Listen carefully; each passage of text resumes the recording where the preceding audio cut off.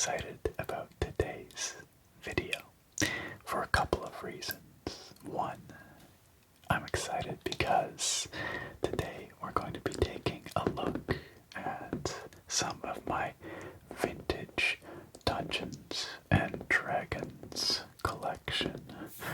All kinds of rule books and modules from the earlier history of D&D.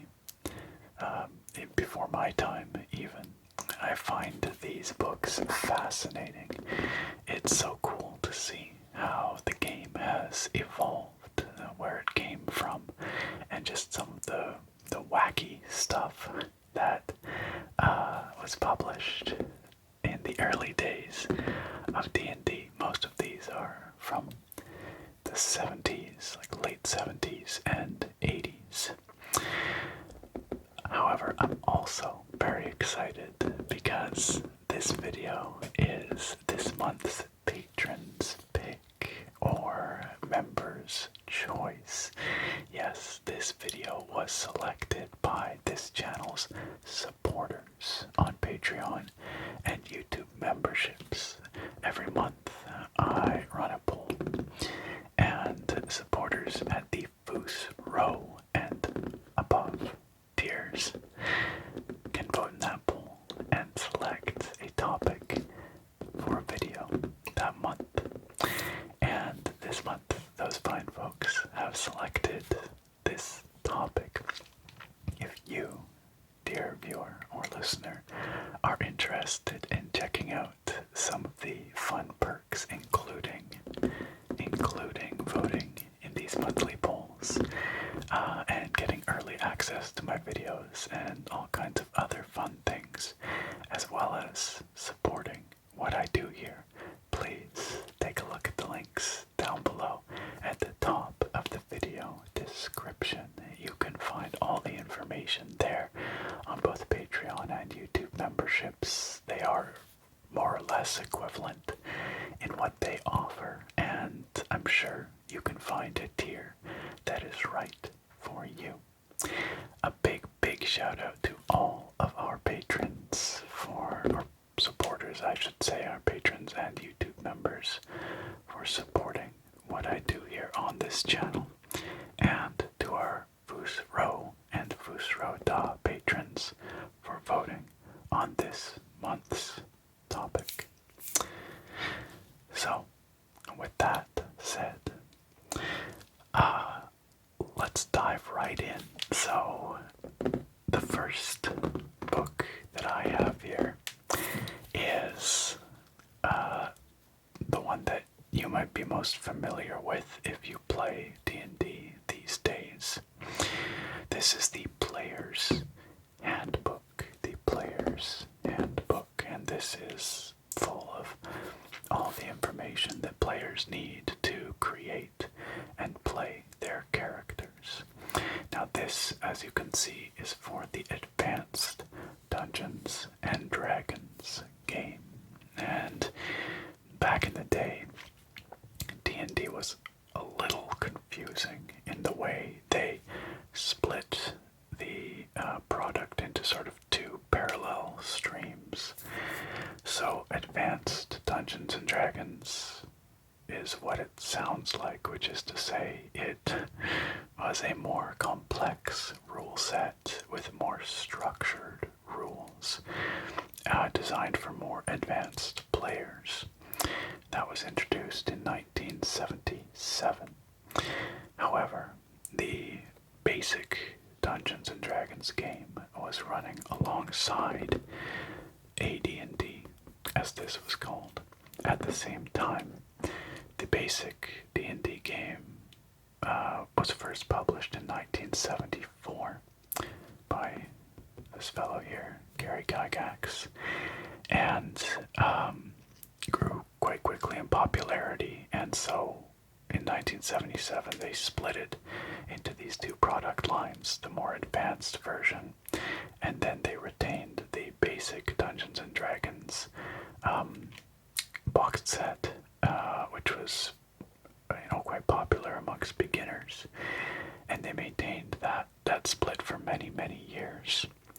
So most of what we're going to be looking at here today is for the Advanced Dungeons and Dragons game, which is where most of the modules, which is what TSR, the publishers of D&D, what TSR called their adventures, their additional content. But there's some stuff in this pile from the basic game as well. So this player's handbook has some amazing art on the front, as you can see. We've got this wizard summoning something, casting a spell, so spiraling around the wings of this bat-like demon. And we've got another one coming from behind back here. This particular AD&D Player's Handbook dates to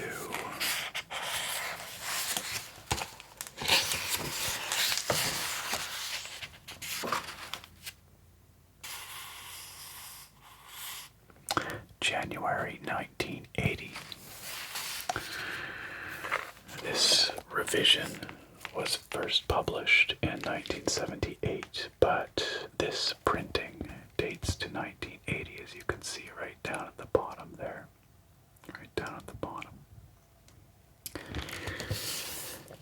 And it would be many years before another major revision was published. I think AD&D 2nd edition was published in 1989. And then eventually, many years later, in 2000, after Dungeons & Dragons had been acquired by Wizards of the Coast, they published their 3rd edition, which brought together the basic game and the AD&D game into one game, once again. But at this time, D&D belonged to TSR.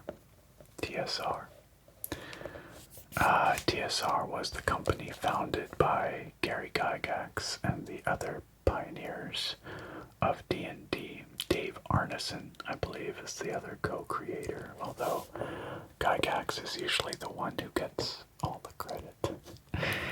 And TSR stood for Tactical Studies Rules, which is a weird name on the face of it, but it was called that because D&D had its roots in wargaming.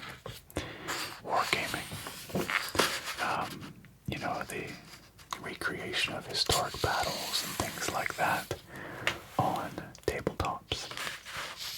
And that is sort of the founding inspiration or the fundamental inspiration behind D&D. But you can see that even at this very early date, late 70s, AD&D had a lot of the hallmarks of modern D&D. And of course, it has evolved a lot over the years. There are many strange and arcane rules in these older editions that have been, smoothed away or made more intuitive over the years.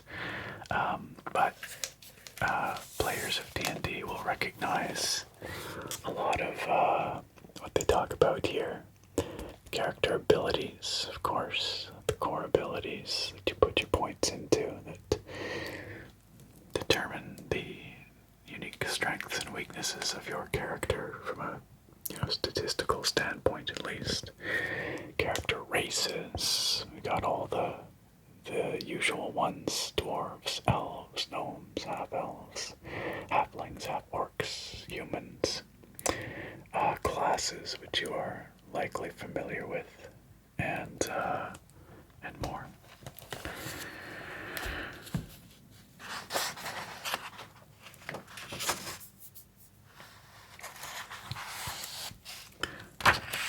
You can see, however, that unlike the modern player Player's Handbook. This AD&D Player's Handbook doesn't have a whole lot of art in it. The Modern Player's Handbooks are a lot juicier. They have lots of fun, artwork and flavor text and little bits of stories and all sorts of things. This one, by comparison, is pretty dry, pretty down to business. Got a little bit of art down here, but out there we've got a full page piece of art. This one's really fun. A lot of the art in this early material is very fun, in a way that is, quaint, I suppose, and a little weird. But, we've got a big battle scene here. Knights fighting, perhaps, devils or something like that. And some kind of giant insectoid creature down at the bottom here.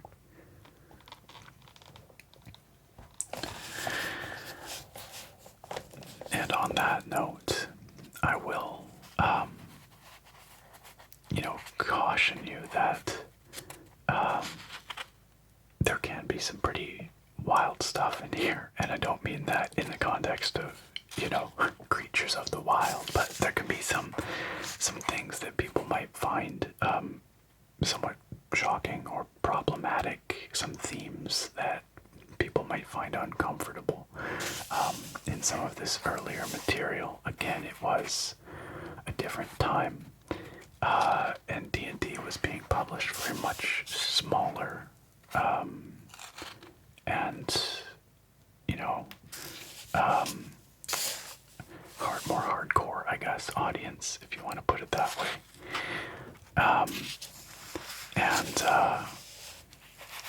And so, there is some questionable things that you find paging through some of these old books,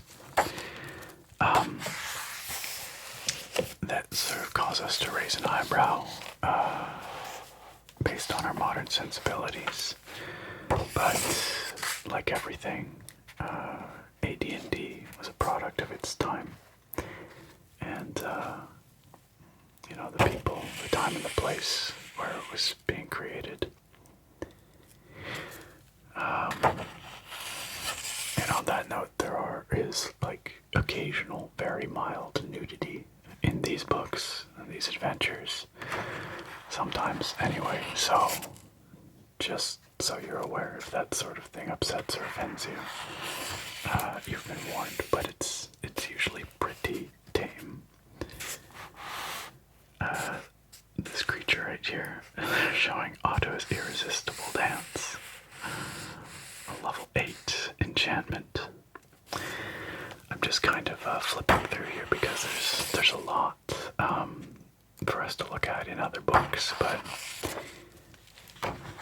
I wanted to start with the... Oh gosh, that's terrifying. I wanted to start with the player's manual because that's perhaps what you're most familiar with if you play D&D. Looks like a adventuring party of dwarves here, speaking to a mouth on the wall. Mouth on the wall.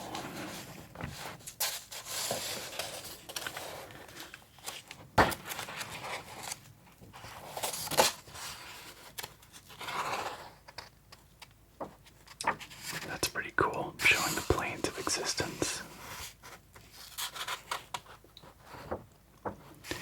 This is the classic character alignment chart.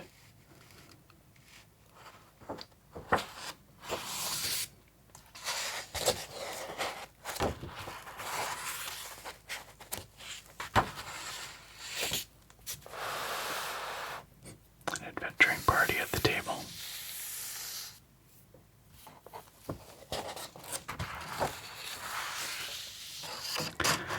And an ad for Gen Con in the back. Gen Con was and remains the biggest tabletop gaming convention, I believe, in the world.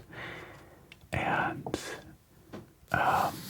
was founded by Gary Gygax, the creator of DnD, but some years before he published DnD, actually 1968, I believe, was the first Gen Con, and they continue to this day.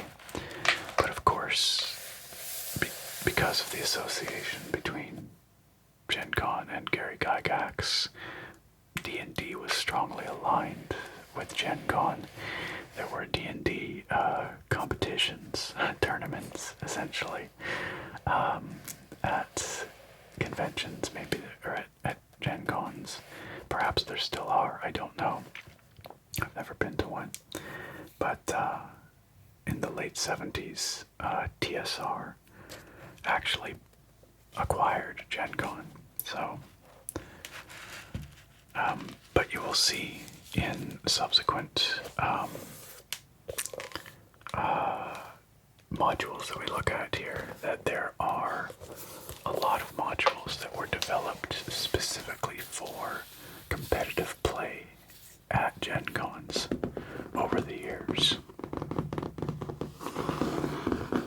Or, I guess, non-competitive play too. People probably just played them, but just for fun. But I found the concept of competitive D&D to be kind of fascinating when I first encountered it. So we'll put that off to the side. And I do have a handful of other books here. Before we get into the modules, this is something else you might be familiar with, the Dungeon Master's Guide. This is, of course, the resource for, let's just push that over a little further there, the resource for Dungeon Masters, those who run the game. And this one is of the same vintage as that player's handbook we just looked at. Perhaps this is the Dungeon Master. I don't know. This is the Dungeon Master or referee's source. Yeah, they refer to the DM as the referee a lot. To be used as an aid during AD&D gameplay. And to complement this outstanding product, we've added new cover art. This guide is ideal for intermediate through advanced players, ages 10 and up.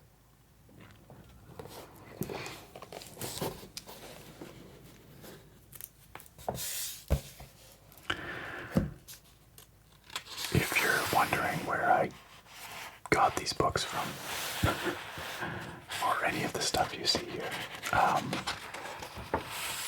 it's pretty much all thrifted. Here we have a fun unicorn. We can see here this was first published 1979.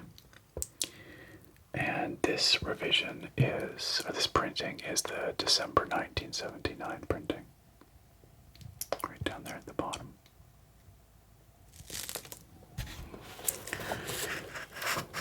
And this is much like the player's handbook, but contains even more crunchy rules for you.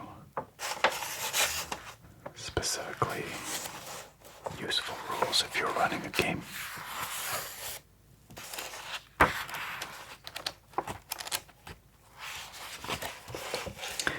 Yeah, these are mostly thrifted. It's one of the things I enjoy most looking for at thrift stores. A few of them are acquisitions off Facebook Marketplace. These days, people sort of understand that these are collector's items, or many people, understand that. But I mean, at thrift stores, the people pricing them understand, because they can just look them up on eBay and whatnot. So these hardcover books tend to be a little pricier, about $30 or $40 at a thrift store usually. The modules that we're going to look at in a little bit are usually cheaper, anywhere from sort of $10 to $20 a piece. So I still really enjoy finding these things out in the wild. It always feels like a score when I find a new module or book. I've got this fun art here. This looks like maybe some sort of dryad, maybe talking to an adventuring party. Not sure. My stomach decides to make an appearance. I made the mistake of not eating before filming. Ooh, dinosaurs. Pteranodon. Yeah, so this contains all kinds of information about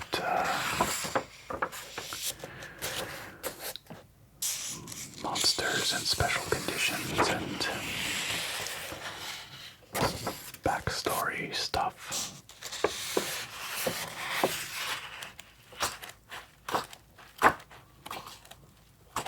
Perhaps even a bit more dry than the player's manual, player's handbook.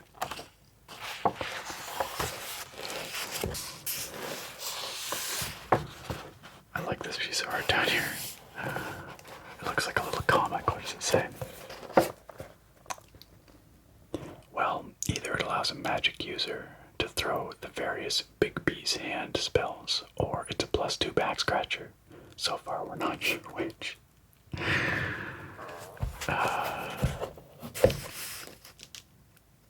Amusing.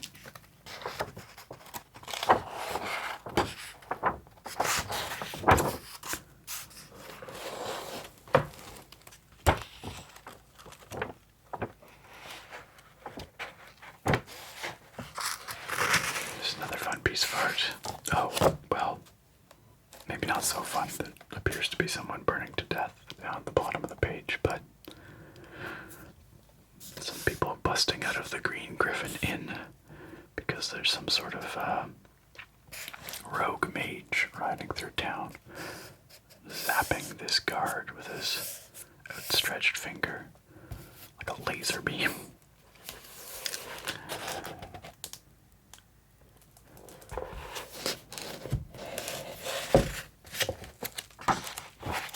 A bunch of reference tables.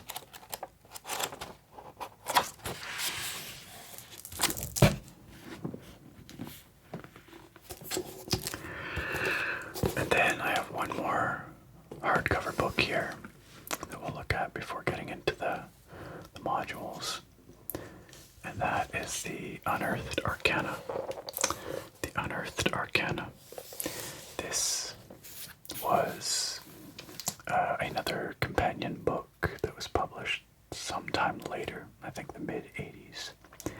And it added a whole bunch of additional rules and spells and items and things like that to the AD&D rule set. It says here on the front, this tome for players of the AD&D game contains much information that has never before been published. It is an excellent resource for intermediate and advanced players and dungeon masters ages 10 and up. And here we have a wizard poring over a tome from which light emanates. He looks like he's shocked by what he sees, maybe amazed by the incredible power promised by the words within. He's got a demon skull, some kind of little snake thing, a bat in a bottle, maybe a little devil. All kinds of alchemical equipment. It's a fun piece of art. Oh, that's right. This one. This is something else I really love. This one came with somebody's character sheets, carefully tucked in the front, and I didn't have the heart to throw them out. No idea, of course, who this was, where they were, but they had a dwarven fighter named Anyarkin. All of his stats laid out here, equipment and whatnot. Some blank character sheets as well. But before the days of, D&D Beyond or Roll20 or, digital, platforms for your character information, you did it all by hand.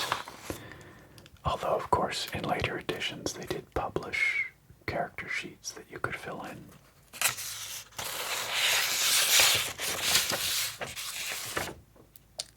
Here we have the beginnings of a halfling thief named Glandy.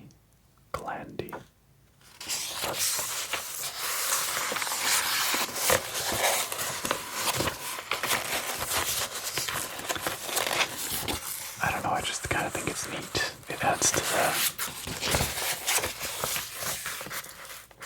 authenticity, in a way. So this was published in 1985. Like I said, the mid-80s. And it's, more of the same kind of thing. Just expanding on what existed. Ooh, that's intense looking. Maybe a gargoyle or something. A couple of adventurers fighting.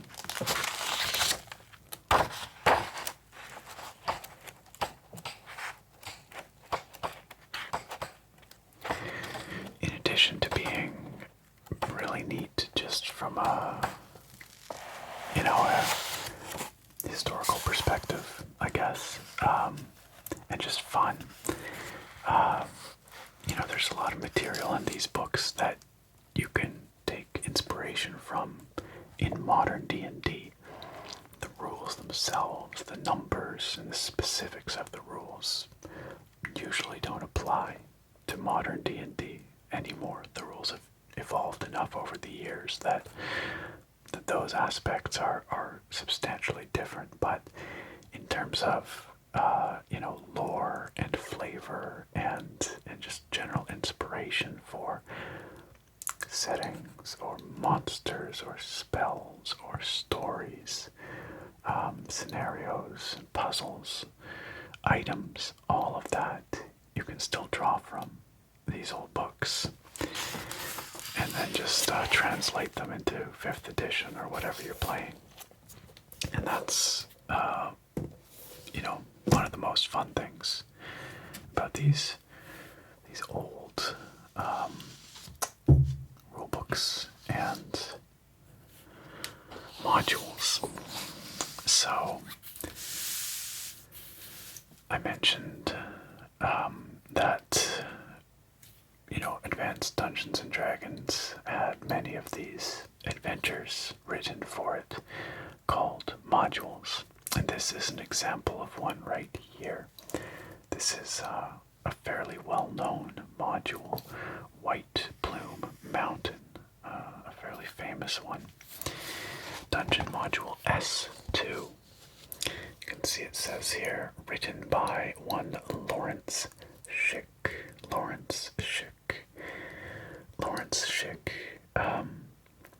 went on to, write a fair bit of D&D material, but eventually he was hired by none other than Bethesda Softworks and served as their lore master. That was actually his title, lore master.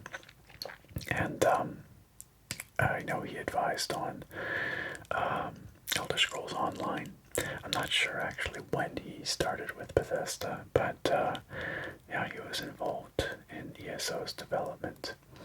And most recently, I saw Mr. Schick working with Larian for Baldur's Gate 3.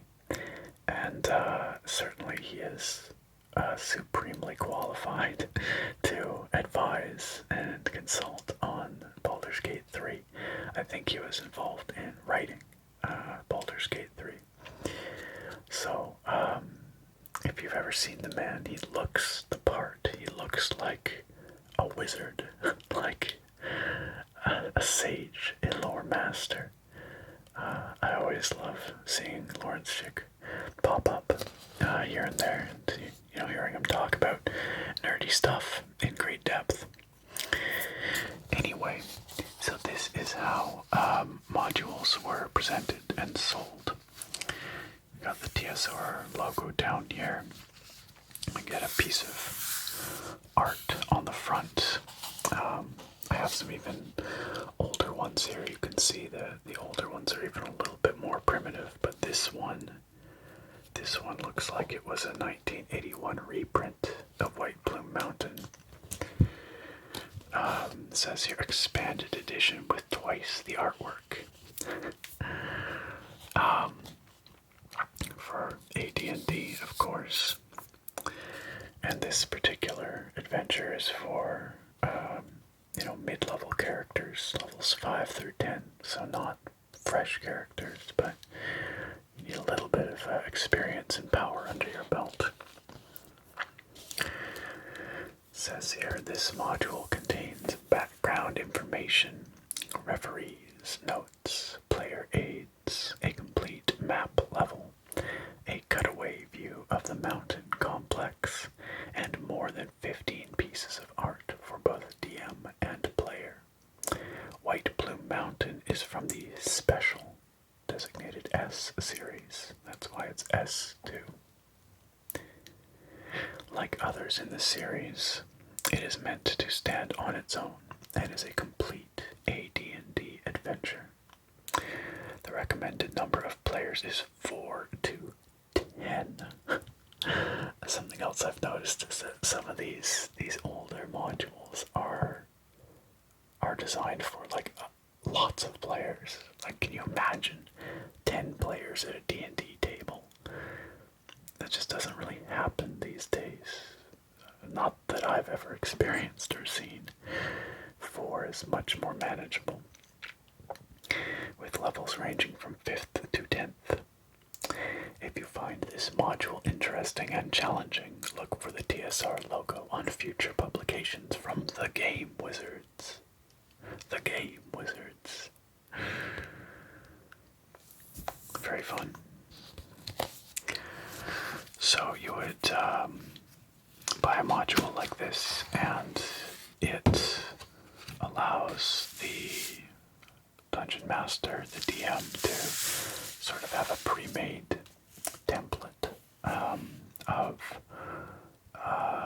an adventure, and if you play D&D, you know how this works, but and if you don't play D&D, probably none of this has made sense to you, or maybe in a very general sense, you understand what's going on, but I didn't really start the video with an explanation of what any of this is, but you probably got the gist of it.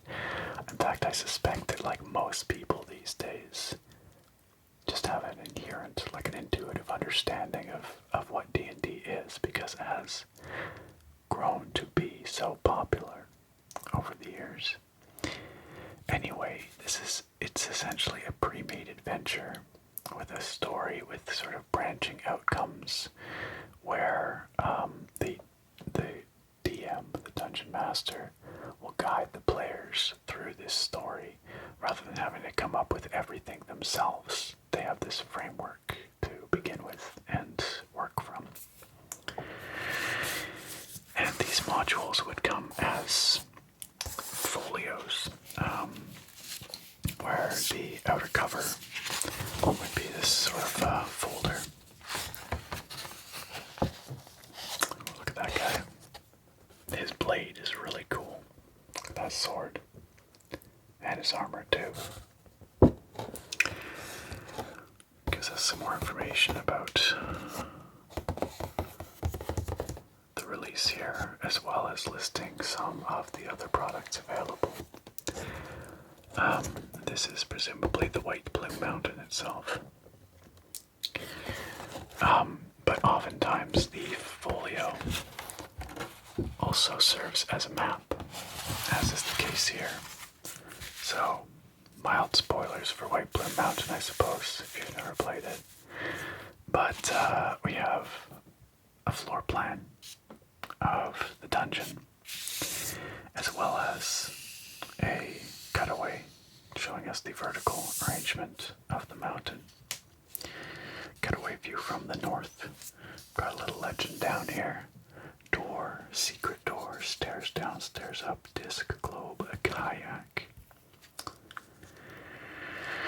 And most of these early modules were designed as dungeon crawls, you know, sort of a single contained dungeon adventure where you would go down into a dungeon like the White Plume Mountain with your adventuring party and try to attain some kind of ancient artifact or treasure. We've got some more wild art here with what look to be manticores. I think they're manticores.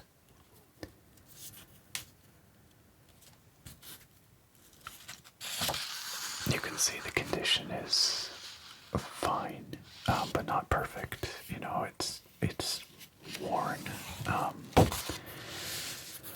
Got some sort of white just wear on the front. The corners are a little bit dog-eared. The inner portion is a little stained in a few places. It's well loved. There's no doubt about that. But, you know, it's also over 40 years old, so I suppose it's in pretty good shape considering. No offense if you're over 40 years old. I'm sure you're also in pretty great shape considering. White Plume Mountain introduction. Do you want to read the intro? Let's quickly read the intro. White Plume Mountain has always been a subject of superstitious awe to the neighboring villagers.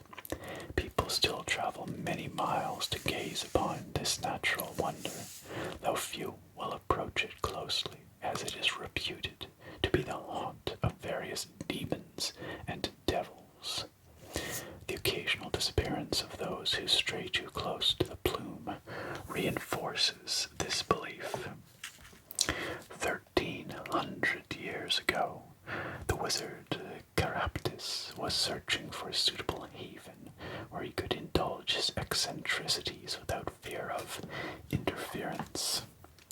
He visited White Plume Mountain, going closer than most dared to, and discovered the system of old lava tubes that riddle the cone and the underlying strata. With a little alteration, he thought these would be perfect for his purposes. The area already had a bad reputation, and he could think of a few ways to make it worse. So, taking with him his fantastically loyal company of renegade gnomes, he disappeared below White Plume Mountain and vanished from the knowledge of men. Today, the once feared name of Caraptis is little known even to learned scholars. Little known, that is, until several weeks ago, when 3 highly valued magical weapons with the cryptic names of Wave, Whelm, and Black Razor disappeared from the vault of their owners in the midst of the city of Greyhawk. Rewards were posted, servants hanged, even the sanctuary of the Thieves' Guild was violated in the frantic search for the priceless arms.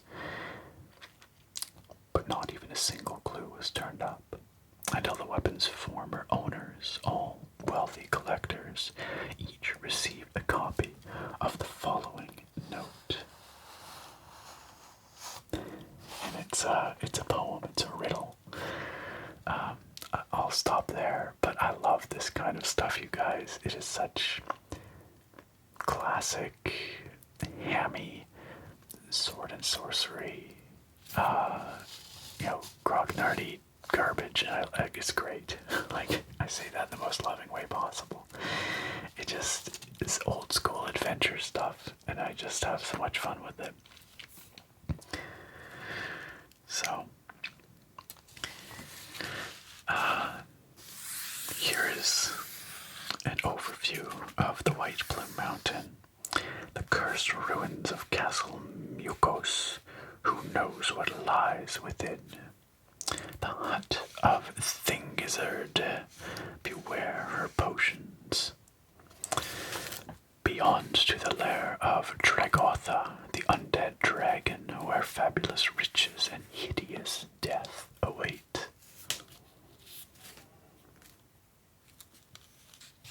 Here be dead Noel's eye socket.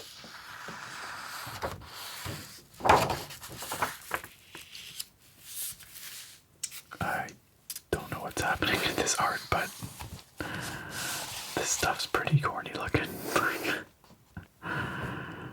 Looks like they're fighting in a dungeon. The lady's not wearing pants. This just looks like a party, honestly. Looks like they're dancing.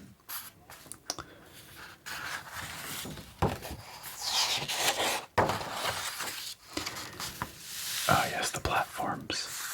Anyway, obviously we're spoiling the adventure to some extent, but I doubt many of you mind.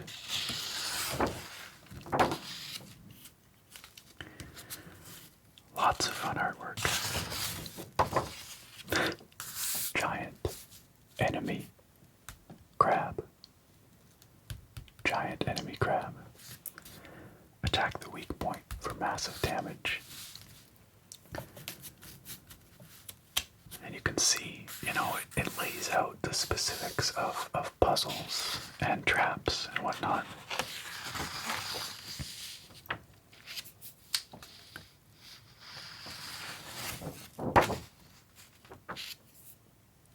What'd I say? They like their mildly naked lady monsters. The legend of Caraptis.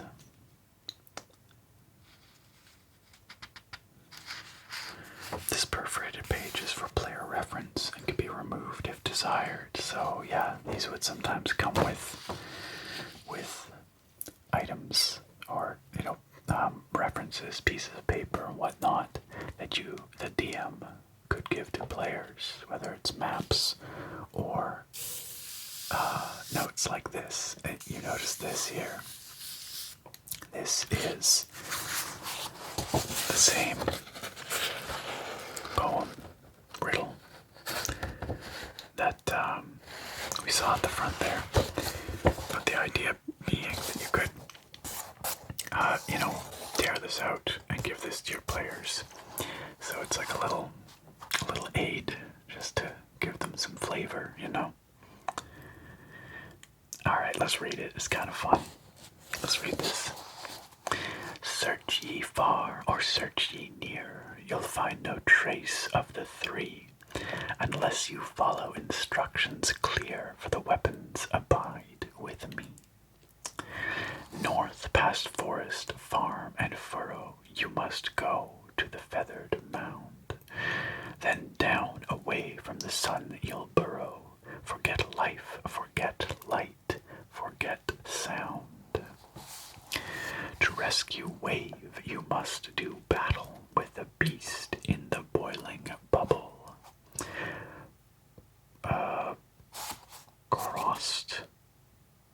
Crossed caverns vast, where chain links rattle, lies whelm, past water spouts a double.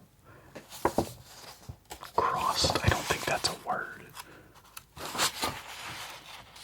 But that is in fact the word.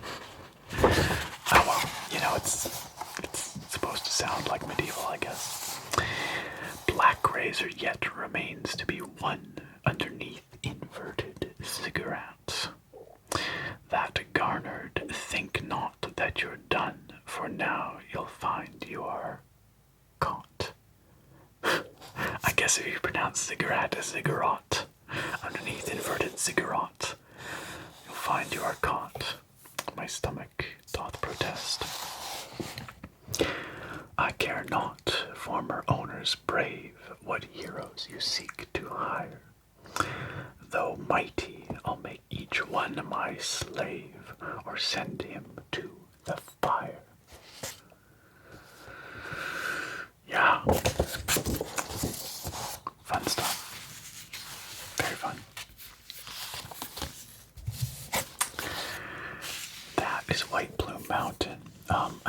stack of these. There's like 20 or 30 of them here, probably.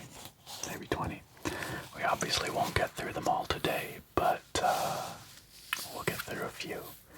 And I'd rather take my time with these and enjoy them rather than just trying to rush through and show them all to you.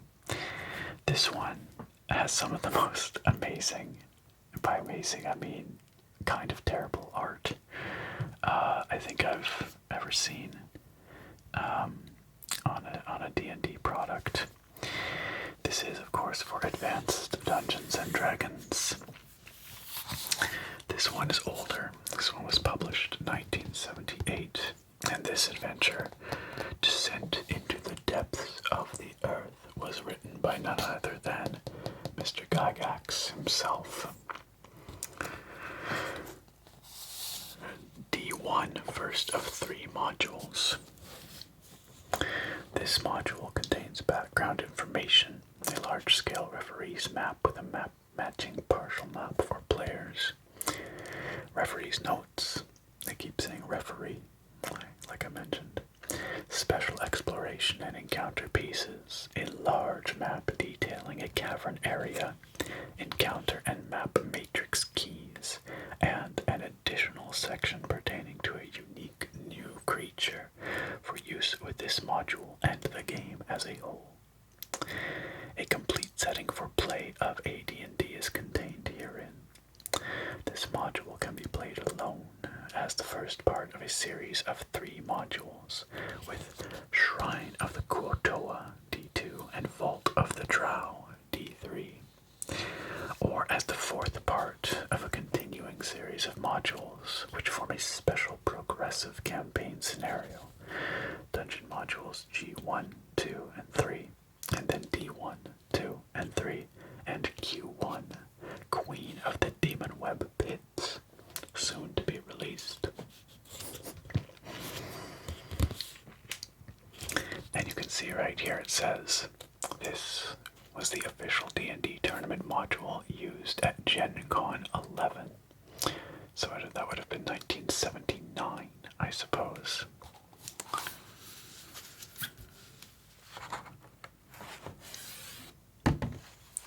So once again, we have this folio style here. I love it. Look at this. Look at this. So ridiculous. Yeah, some of the art for these older ones is pretty funny. Here is a giant gridded map of the cavern setting, as well as a hex crawl map for larger scale traversal. And with a bunch of nodes that are detailed in various modules in the series. So those other games mentioned, or those other modules mentioned, I should say. Some more fantastic art. Really good stuff. Look at the dude's nose on the left. And of course it talks about some of the other modules. This one's pretty stained, but all in all, still in pretty good shape.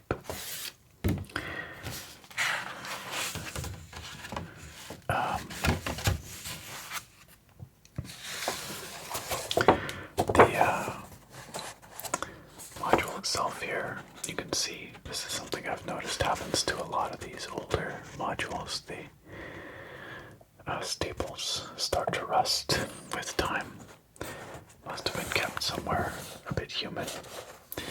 But other than that, it's in pretty darn good shape.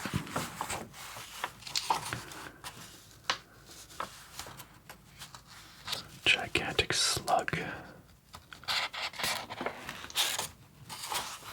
Some kind of lizard pack beast.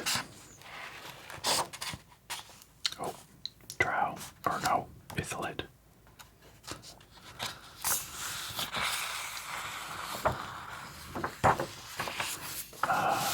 Some kind of demons.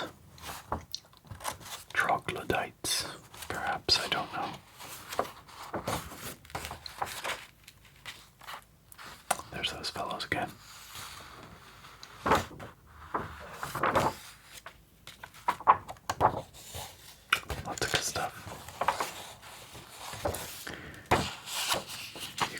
that some of these are again perforated and tended to be given to players, like this one here.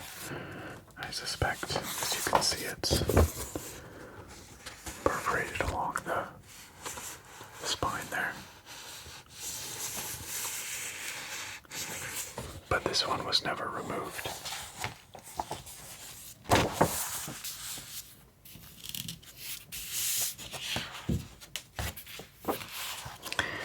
Now I mentioned some other modules here. Shrine of the Kuotoa, Vault of the Drow, Queen of the Demon Web Pits, and I think I have some or all of those. Let's take a look. Let's just bring this stack over. See what we can find here. Keep on the Borderlands, another very classic module.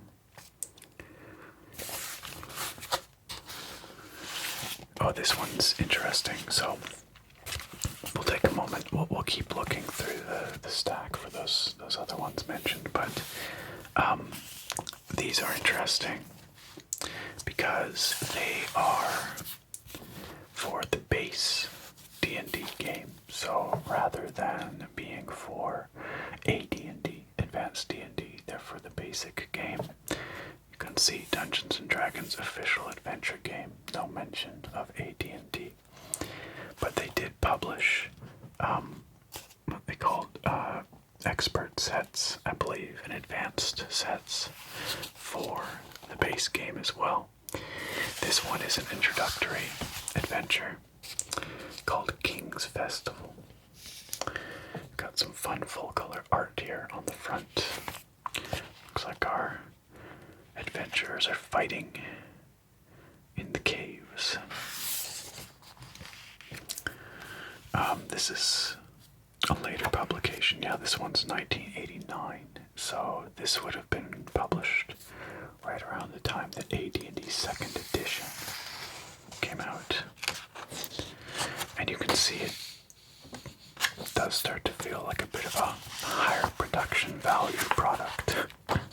We've got nicer layout, better graphic design. The art's a little bit less goofy, but still the same style of folio.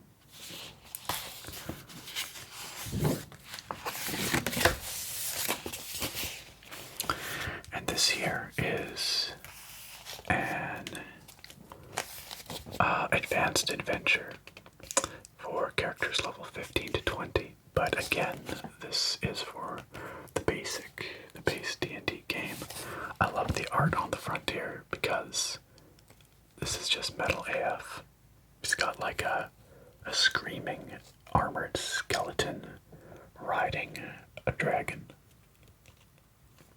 That's pretty metal. This is a 1984 publication. The Barony of Two Lakes Vale.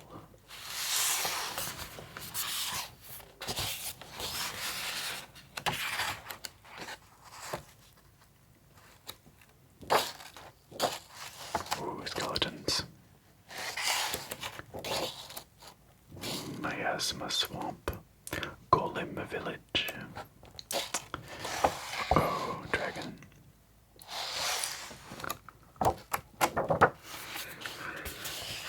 Golem Village player's map. So this is something you could show to the players. It's a full color version of that map.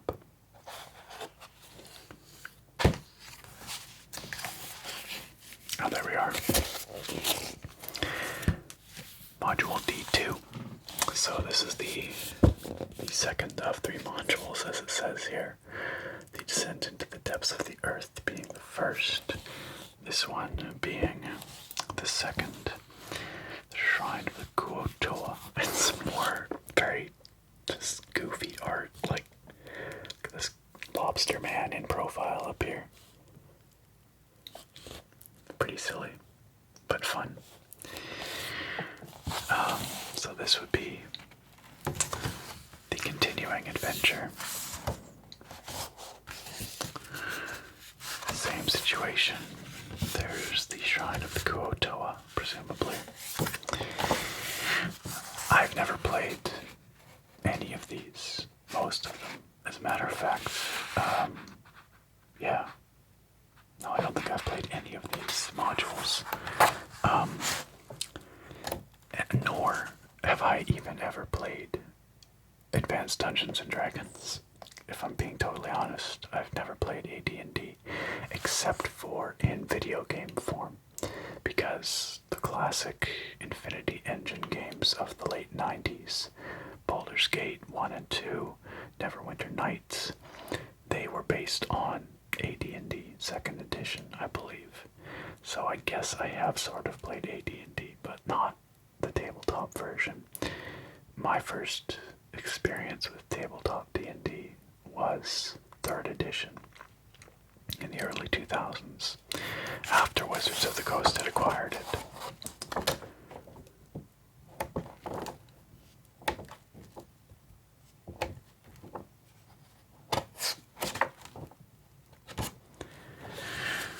This was another 1978 publication.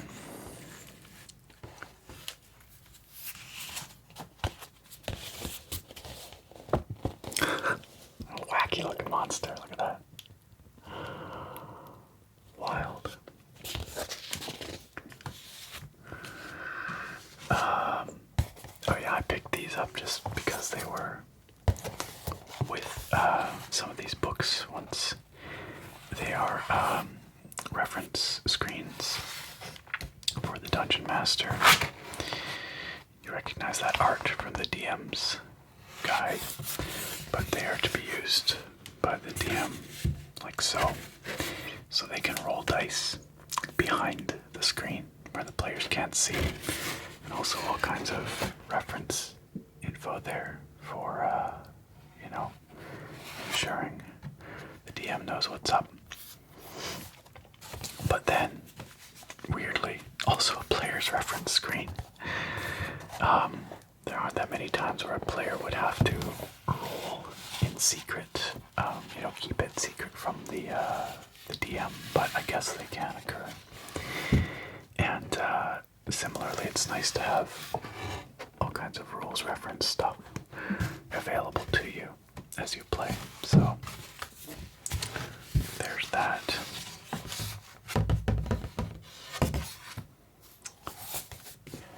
And again, that art you probably recognize from the player's handbook.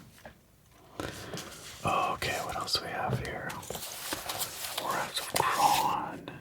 This is a later publication, The Magister, I think from the early 90s. Oasis of the White Palm. Some of these are in rougher shape. You can see this one somebody taped at some point because the folder is starting to rip. But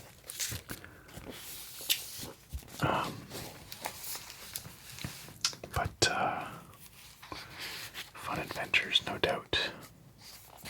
I think that's a receipt tucked in there.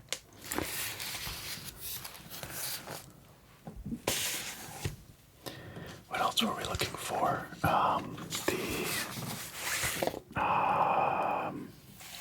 The final enemy is not what we were looking for. We were looking for Vault of the Drow. There we go. I knew I had it in here somewhere. Dungeon Module D3. Looks like we've upgraded to color this time. The last two in this series were in that, they had color, but it was like tricolor printing. There's like orange and blue and black and gray. But this is probably a slightly later publication. 1978 as well. So it says.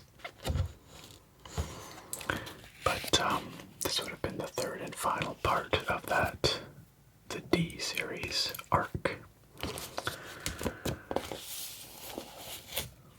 Like an angel and demon on the back or something, I don't know. Not a lot of clothes going on once again.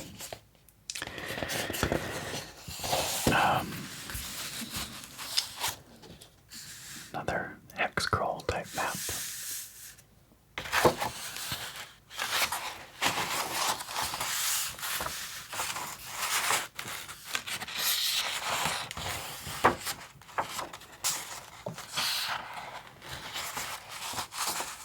I tell you.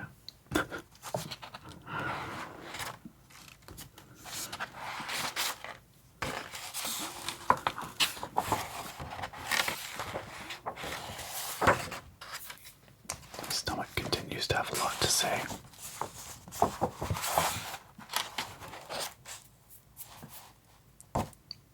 I feel like this looks very similar to one of the maps we saw previously. The Great Fane of Loth.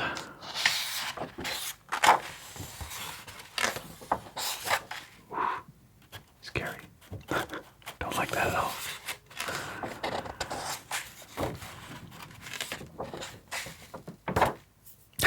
And a deep gnome.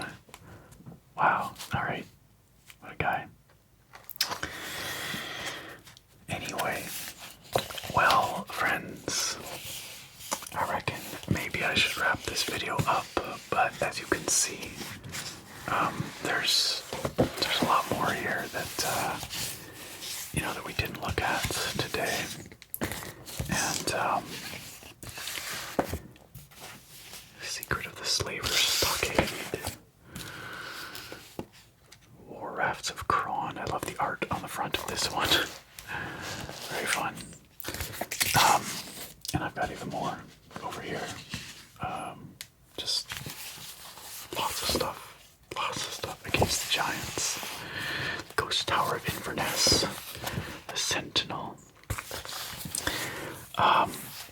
And I would love to share more of this with you. It's really fun to take the time to, go through these like this. Just look at the fun art, the, dated art, but just enjoy it for what it is. And just kind of explore some of this stuff. So, please do let me know if you enjoyed this and if you'd like to see more of this collection, because there's much more where this came from. And I'm always keeping my eyes out, eyes open for more of these to add to the collection. Like I said, I've literally never played any of these modules, start to finish or anything, but they provide just wonderful inspiration, fun reading, just to see, what kind of adventures were being written back in the late 70s, early 80s, and are fun artifacts in their own right, from a time, for me, before I existed, and the formative years of Dungeons and Dragons. So I keep my eyes open at the thrift stores and used bookstores, and slowly add to this collection. I should mention my younger brother is also very much into this stuff. He has collected a number of these himself, and at some point our intention is to sort of unify our collection and have this library of vintage D&D material. A lot of this can also be purchased online as modern reprints, either officially sanctioned by Wizards of the Coast and updated for 5th edition. So some of these adventures, like White Plume Mountain, I think Keep on the Borderlands, and others, have been given that treatment and updated for 5th ed and republished in these really nice, beautiful hardcover volumes. Others you can find just as PDFs, or you can order, for $5 or $10 or whatever, reprints that are done not so officially, but that people have made from scans of the original modules. Those are, of course, not updated for 5th edition or anything, but you can still least access them that way. So, finding them as I do at thrift stores and whatnot is not the only way to access many of these, but there is something very fun about having the authentic article in hand. And, as we saw, what is going on here? What even is this? This is wild. And as we saw, sometimes you get little bits and pieces of history with it, like the little character sheets that someone made once upon a time, or a dedication in the front of the book or something.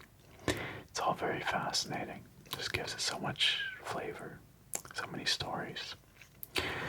Anyway, like I said, let me know if you'd like to see more of this in a future video. I would be happy to do so.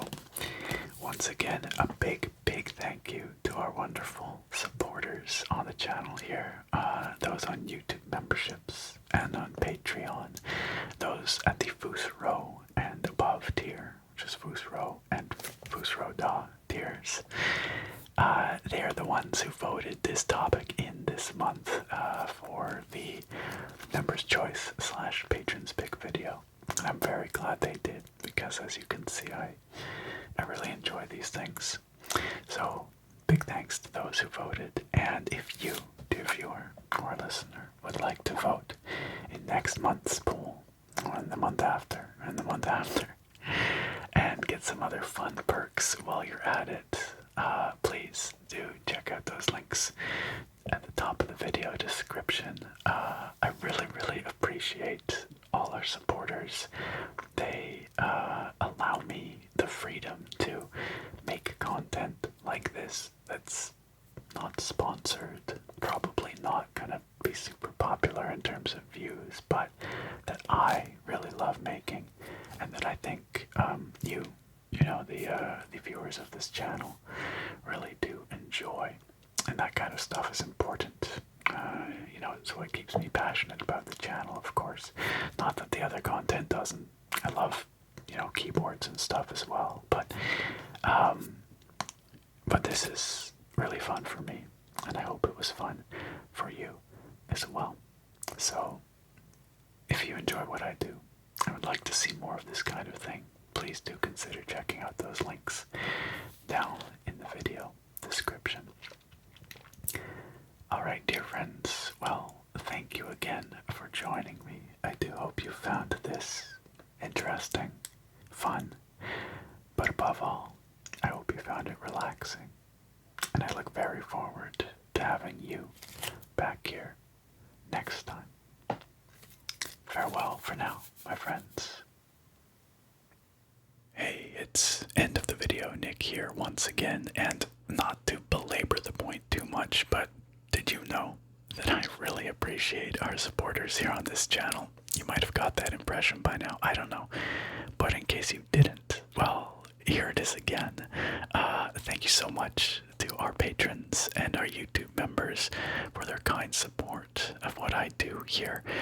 You can see all their wonderful names here. I really deeply appreciate that they want to contribute to what I do and what this community represents. So shout out to all our wonderful supporters. Of course, there is one particular tier, the Fusro Da tier, that gets a very special spoken shout out on every single one of my videos. And you are about to hear their names right now, starting with James C., Ragnar Ragnarsson, Drummer Brit, Jake Luffney, K Time, Rango Steele, and Angel Garcia.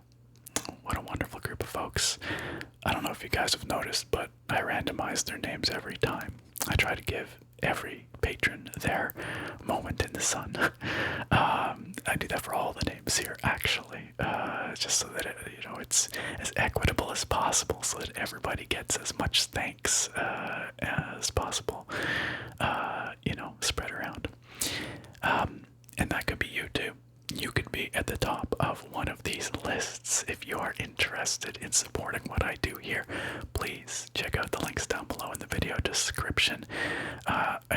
promise you will not regret it. There are some fun perks there. You could get your name read in each of my videos, just like these wonderful Fusro patrons. So, give it a look if you like what I do. Thanks very much, and a big thank you to all of our fine supporters here.